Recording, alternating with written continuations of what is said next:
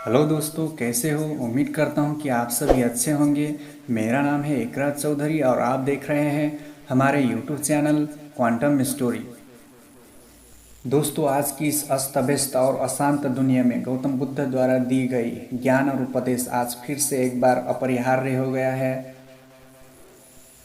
कहानी शुरू करने से पहले दोस्तों, अगर आपने हमारे चैनल अभी तक सब्सक्राइब नहीं किया है तो सामने वाला सब्सक्राइब बटन दबाकर सब्सक्राइब करें और बेल आइकन को भी दबाएं ताकि हमारे हर एक नए वीडियो की जानकारी आपके सामने पहुंचती रहे।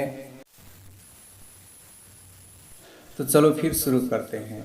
जब बुद्ध ने एक मृत को देखा तो ये ज्ञान पाया कि हर कोई जो जन्म लेता है एक दिन मृत्यु को अपने संसार और नश्वर शरीर को भी छोड़ जाता है। तब सारे सुख सुविधाओं और वैभव की वस्तुएं निरर्थक हो जाती है। अंततः संसार सारहीन है। अंततः जब उन्होंने वैभव का त्याग कर सत्य का अन्वेषण कर रहा था तो उन्होंने भी सांसारिकता का परित्याग कर संन्यास वरण कर गृह त्याग किया। शाक्य कोली और मल्ल राज्यों को पार कर सन्यासी के रूप में वे राजगीर आदि स्थानों पर भटकने लगे। इसी क्रम में उन्होंने अकार कमाम और उद्दकराम कुत्ता को अपना गुरु बनाया, किंतु उनके दर्शन और विचार से वे संतुष्ट नहीं हुए।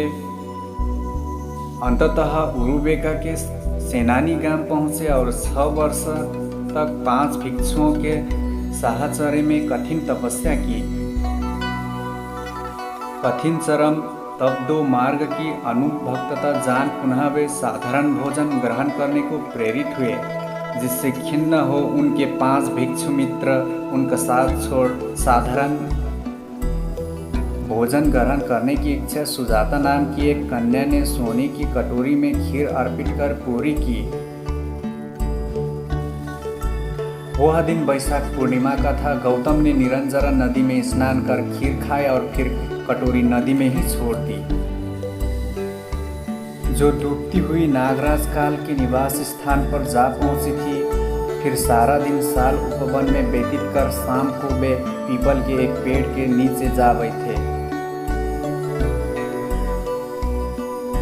वहीं सोटिया नामक एक घसियारे ने उन्हें 8 मुट्ठी घास दिए। घास को उन्होंने पूर्व दिशा की ओर रखकर अपना आसन बनाए। फिर उस पर बैठकर उन्होंने यह प्रतिज्ञा की कि जब तक वे बोधि नहीं प्राप्त करते तब तक वहां से नहीं उठेंगे। उनकी प्रतिज्ञा के तेज से महाब्रह्मा और सारे देव उनके सामने प्रकट हो उनकी स्तुति करने लगे, किंतु उनकी दृढ़ मार ने उन पर आक्रमण किया, जिसके भय से सारे देव वहां से भाग खड़े हुए। मार से उनकी रक्षा तब केवल 10 पारमियों ने की। इन पारमियों को उन्होंने बोधिसत्व बनने के बाद के 550 जन्मों की कठिन संघर्ष के क्रम में अर्जित किया था। गौतम से परास्त हो जब मार और उनकी सेनाएं भाग खड़ी तो सारे देवों ने विजेता की जय जयकार की। तप में लीन गौतम ने रात के पहले प्रहर में अपने पूर्व जन्मों को जाना, दूसरे प्रहर में दिव्य चक्षु को पाया, तीसरे प्रहर में परिचय समुत्पाद के ज्ञान को और अंततः प्रत्युष काल में संबोधि की प्राप्ति की।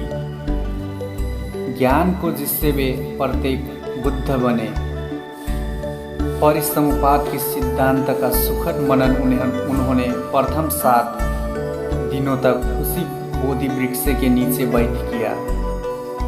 तप में लीन गौतम ने रात के पहले प्रहर में अपने पूर्व जन्मों को जाना, दूसरे प्रहर में दिव्य चक्षु को पाया और तीसरे प्रहर में परिचय समुपाद के ज्ञान को और अंततः प्रत्युष काल में संबोधि की प्राप्ति की।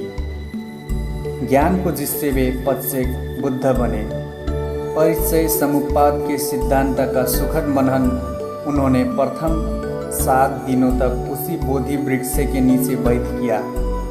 दूसरा सप्ताह उन्होंने अजपाल निग्रोध वृक्ष के नीचे बिताया, जहां उनकी भेंट एक घमंडी ब्राह्मण से हुई थी और जहां उन्होंने मार की 3 कन्याओं को परास्त किया था।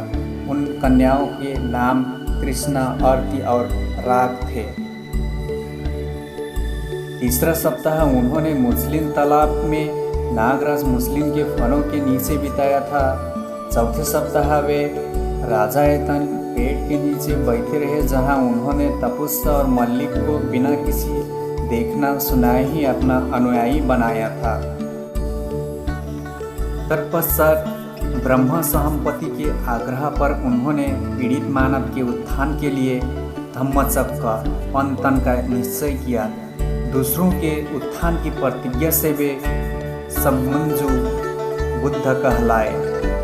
तब अपनी धम्म देशना के प्रवर्तन हेतु अपने 5 तपस्वी मित्रों को योग्य पाया, जो उन दिनों वाराणसी के इतिपतन मिगदाय में वास कर रहे थे। इस धम्मचक्र परिवर्तन की महत्ता को अशोककालीन सारनाथ सिंह स्तंभ में दर्शाया गया है, जो आज भारतीय गणराज्य का राजकीय चिन्ह है। 4 मुख वाला वो सिंह स्तंभ बुद्ध के धम्म या देशना का सिंह नाम आज भी हर दिशाओं में गुंजता प्रतीत हो रहा है। पुनः सिंह स्तंभ में अंकित चक्र, जो अशोक चक्र के नाम से जाना जाता है, आज वह भारतीय राष्ट्रीय ध्वज पर बड़े गौरव से लहराता रहता है। वस्तुतः धर्मचक्र का ही प्रतीक है। तो दोस्तों, आज की वीडियो में बस इतना ही। अगर वीडियो पसंद आया तो कृपया लाइक, कमेंट और शेयर करें। तो फिर मिलेंगे अगली वीडियो में। तब तक के लिए जय हिंद, वंदे मातरम।